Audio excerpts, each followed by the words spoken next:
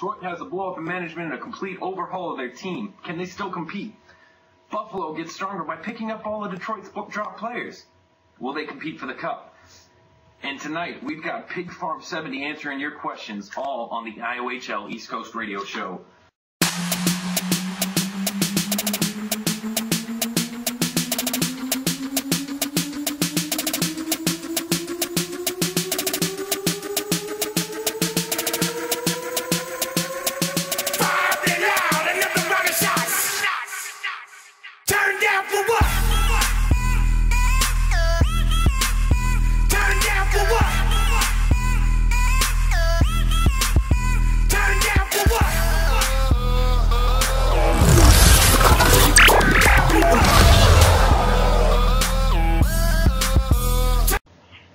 Welcome to the iohleastcoastradio East Coast Radio Show. We're here with Red Wing and Pig Farm 70. Pro Styles is on his honeymoon this week. He will join us again next week. So, Pig Farm, we're just gonna jump right in here. Tell us a little bit about your history in the IOHL. Oh, and we are live. Sorry, George, couldn't help myself. So, you know, I think yeah, you know, I had to do it. But I started in season 3. I was scouted by, you know, that NHL superstar, the one and only, the real deal, Ryan Stanton. Got scouted by him, scouted around in preseason, wound up getting drafted by, well, I think it was the Doubles, but it was Simp 73, Huggy, and Top Cheese. Started playing with them. Then there was a debacle and with one of the ex-commissioners, and they wound up leaving. I wound up taking over the team along with Man vs. Pancake. Did that for a while. Then wasn't too long after that, Tank and J-Mitch came to me and asked me if I'd have interest in being a commissioner. We stepped up, put in a lot of effort in season 3 to keep things from crashing, and not long after that, kind of moved on to league presidency, and just been charging forward since then. Yeah, I mean, season 3 was a tough season. I remember season 3. I mean, for those of us skaters who were pretty new, I mean, we weren't privy to the information that some were. I know I had no idea who the heck Michael D was. I just knew that they wanted him out. But he's back, yeah, and a little more well behaved, it seems. Which is great, you know. Glad we could give him a second chance, and that he's not proven us wrong for giving it to him. So, a couple questions from the league for you. The first one coming from Miss Ovechkin.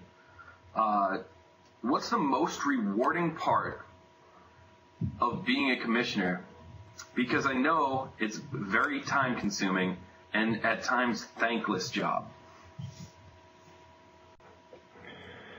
I suppose the most rewarding thing that comes from being a commissioner is the ability to look around. I mean, we're running between, let's say conservatively, you know, we're running a 700-man league, and we've grown to that point quickly. So to be able to kind of look back over your shoulder at the work that we put in at the staff level to go from where we were in season 3, where I started, you know, we were kind of circling the drain in season 3. I think there was a lot of question of whether or not we would even survive season 3 to where we are now. That's the greatest satisfaction. I mean, I don't expect gratitude from players per se. It's nice to hear it when they offer it, but the satisfaction is being able to look back at what we've built as a team. Yeah, well said. And then the next question comes from a league official, the Pied Pipes. He said, ask Pig, where does he see the league in 2 seasons? And this is a 2-part question, so we'll answer that question first. Where do you see the league in 2 seasons? 2 seasons is kind of a tough question because we have a very, very big issue right in front of us, that we have unknowns, and until we know the answer to that, it's hard to determine direction, and that is with the change in consoles coming up, we have to decide soon what we want to do when NHL 15 releases. We've had several ideas. We could stay the only 360 league left. VHL and most of the others are moving to one, so we could stay on 360 and be the only one left there. We could potentially just move on to one, maybe at the end of the year after the holidays when more people will have gotten the one console. Or we could even consider running two smaller leagues rather than one 30-team league and split our people between the 360 and the one. But until we know what we're going to do, it's hard to say where we're going to be in 2 seasons. It honestly is.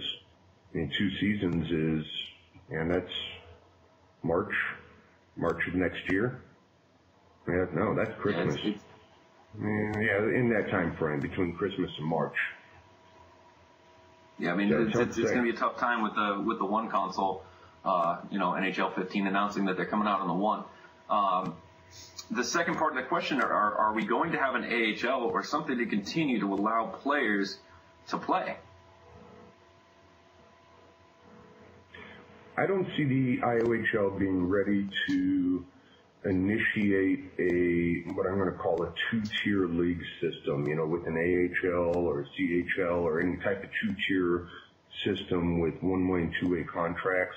I think, honestly, at best, we are at least 2 seasons from even being at a place where we can seriously consider that.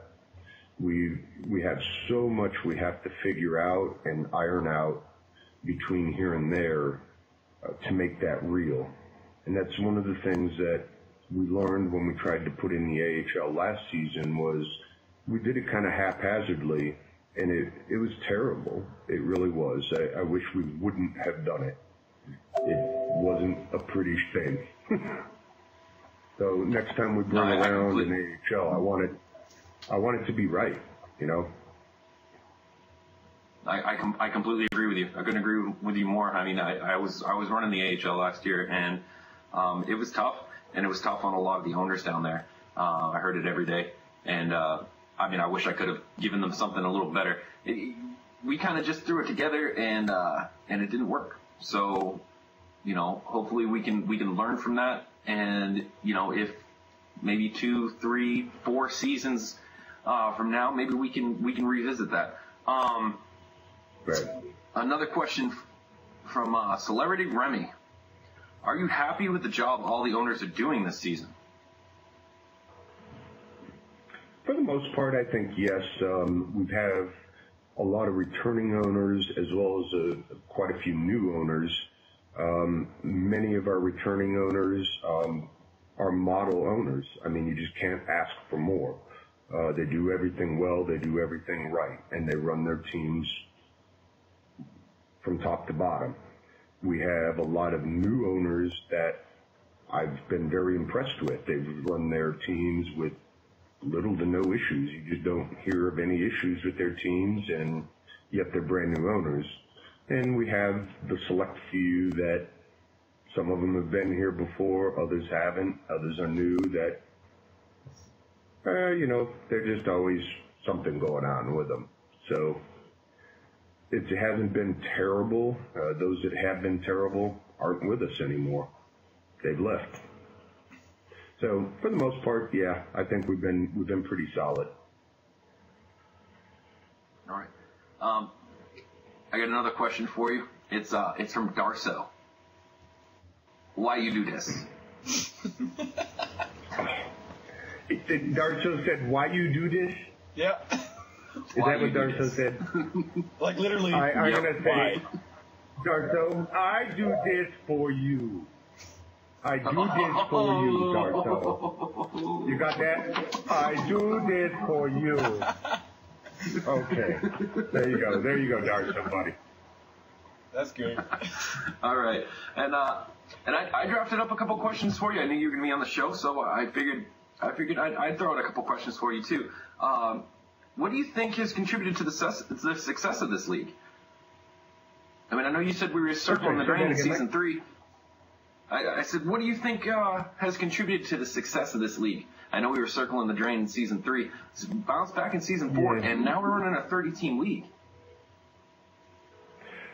It's a tough question. Honestly, I don't know if there's any one thing. I know that our time slot helps because we're the late night league. The demise of VHL certainly didn't hurt us.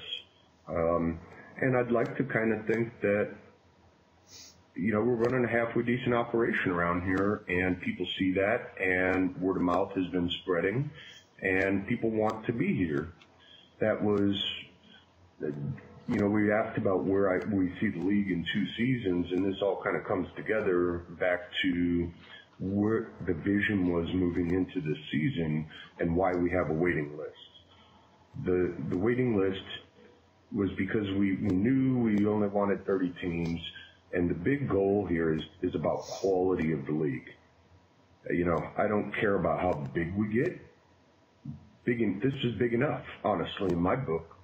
But I'd like to see us get rid of the crybabies and drama queens and people that cause problems.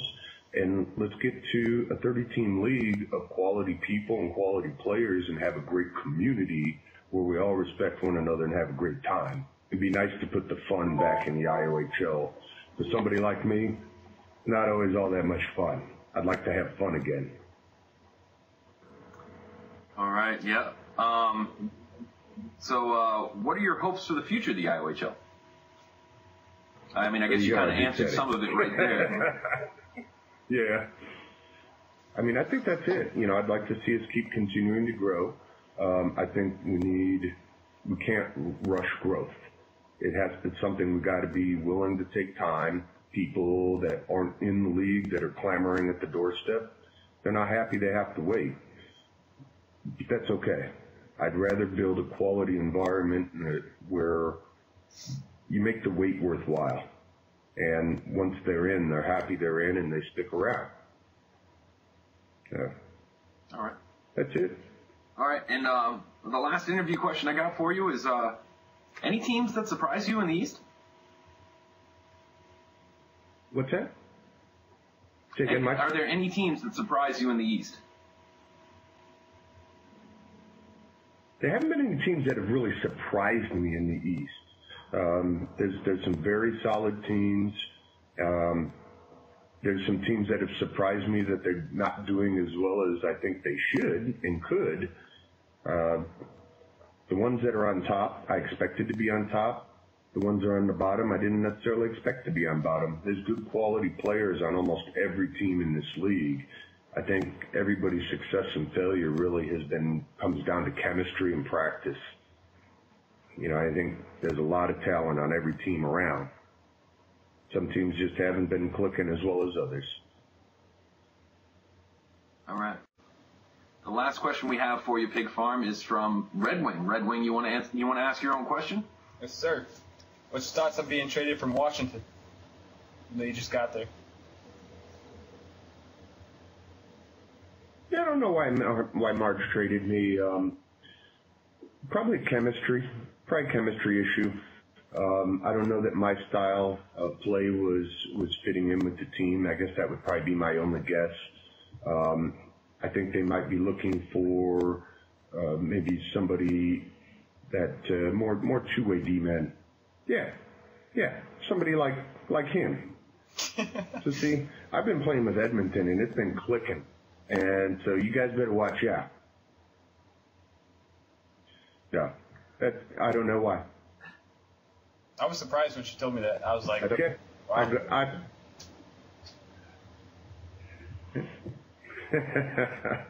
I'll play wherever they take me. That's my lot in life. Well, I just wanted to say that the Pig Farm clan are proud supporters of Yuengling and Son products. Nothing gets me through a crappy IOHL day like a Yuengling lager.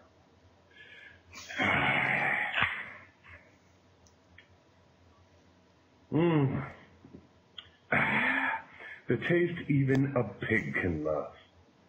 Back to you, Mike. Thanks for that, Pig Farm. All right. Well, let's get on with the radio show. Red Wing, I got a question for you. Now, Detroit has blown up its management in complete overhaul of this team. Okay, they've lost all their management. They've lost 2 of their top skaters, including their 2 goalies. Can they still compete? Yeah, they picked up 2 players that I know personally very well, Legs and Berkeyze. Both those guys are. Legs is an outstanding center. Then you got Berkeyze, who's an amazing wing. Played with both those guys in LG. Played with both of them outside of league, just to have fun. And they're both very, very good. I would say that they might, even without the best goaltending in the league, they're going to make a run.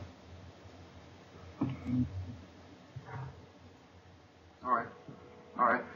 Anything to add there, Pig Farm? Do you see them still competing? I mean, they've got the record. They're sitting there in the middle of the pack somewhere. Yeah, they're still in the game. We're still in the game.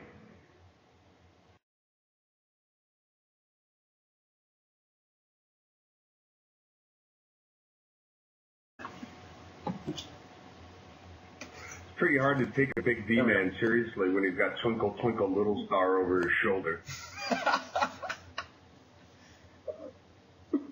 It's my son's room. All right, I got another question for you there, Red Wing. Pig Farm 70 traded to Edmonton for yours truly, Sir Mike Knight, to Washington. Who got the better end of the deal? Tough one. Not really. Edmonton did. Because, it's Pig Farm. The guy's a monster. I said it last episode. He knows when to pass. He knows when to pinch. Honestly, I've never played with you, Mike, so I couldn't really tell you. I think it all comes down to chemistry and play style. Yeah, that's fine. Wait. Actually, this is what you'll see on the ice. After I knock your ass down. It's going to be hard to do that from the flat of your back there, Pig Farm. All right, so Buffalo gets stronger with some trades. All right, now the trades that they made were for Detroit, and then they go and pick up Kyle off of waivers. I see them competing for a cup. What do you think? Good chance. Maybe.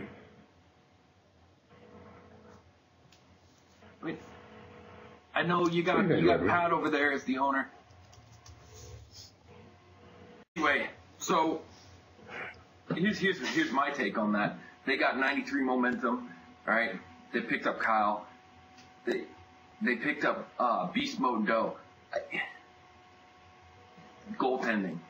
You got a winger. You got a center who can win face-offs and score goals. I don't know who they got on the second line, but they'll at least make a cup run with the first line. It's tough in the playoffs because you got to play a lot of people, but I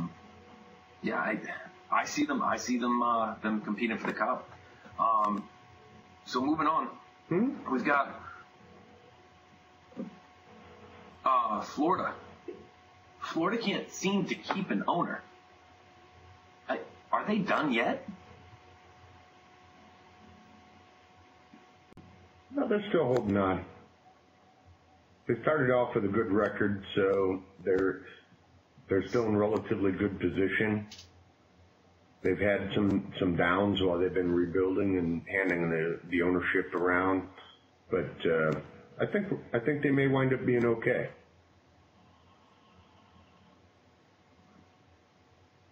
All right, so we're talking about the East Coast here. Keep that in mind. I'm going to ask you which trade so far has the potential to be a game changer for the East Coast? For me, there was one recently that there's been a lot of big trades that, there's so many of them that could be potential game changers, but there's one that sticks in my head, and that is Blues 666 going to CBJ. That's a big move right there. Blue really squares up CBJ. They've got great chemistry, and they're consistent. They don't win every game they're on the ice, but they don't need to because they're going to win the majority of them. I still think CBJ is a top contender in the East. They're consistent. They've got a good line. So, same question to you, Red Wing. Is there, give me a potential game-changing trade in the East. Seeing that, like I said before, Detroit traded away two of the best players in the league for, in my opinion, two equal or maybe even better players for Keezy and Legs. Both play center and wing, but what they need to focus on, seeing the fact that they have a whole nother line, or another forward line that's pretty good. They need to focus on some defense and some goal. I think that's going to be a big deal in the league. All right. So let's talk about another trade. Darso gets traded for the 4th time this season, and he's back in the East Coast in Boston. Is that going to help Boston make a cup run, or are they still stuck in the bottom of the East?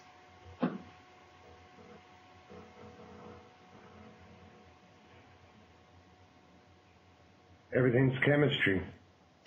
I keep saying it, and I honestly believe that certain flag players, you put them on one team and nothing happens. You can put them on another team and they're outstanding. Frankly, Tank's a great example of that.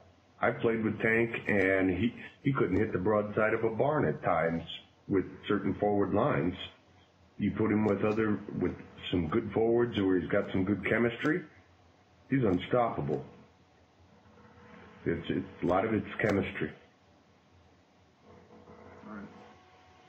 And I know we were talking about it earlier. Columbus is a hot topic right now. They're a very hot topic. Even though they aren't in first place, should we be concentrating more on the New Jersey Devils? Maybe. I don't know that New Jersey's got the legs that Columbus has got. I think Columbus outruns them. I think they're more consistent. I think as we get closer and closer to game 80, you're going to see Columbus stay nice and steady and pull ahead. That's my call. All right. So I mean, I guess we could just end it with our ending question. Last week I asked you, Red Wing, is which team's going to compete for the cup in the East? And has your answer changed? You said Columbus. Anything changed from that? Still think they're going to go all the way. No, still going with Columbus. Yep. What about you, Pig Farm? Same question. Yeah, I got to go with Columbus, but I think there's a couple other contenders in the East that if CBJ is not careful, they may wind up on the out. But right now, my vote's with Columbus. Yeah, now I went with Detroit last week, but since this blow-up, I'm not so sure. I know I've been talking a lot about in the show Buffalo. I'm not going with Buffalo either. I'm going with New Jersey. Okay, they've got the chemistry. You can see them winning games. All right. I'm going with New Jersey. I know Pro Style said it last week. I'm going with him. New Jersey. That's all the time we have. Thank you, Pig Farm, for joining us on this special edition of the IOHL East Coast Radio Show. We wish Pro Styles the best honeymoon he could have. Get ready, because in a couple months you won't be having sex anymore. Because it's called a wife, not a girlfriend anymore. All right. Peace out, guys. I hope you enjoyed viewing. Bye. Okay. Guys, we need your videos for the top 5 plays. Send them to our new email, iohleastcoastradio@gmail.com.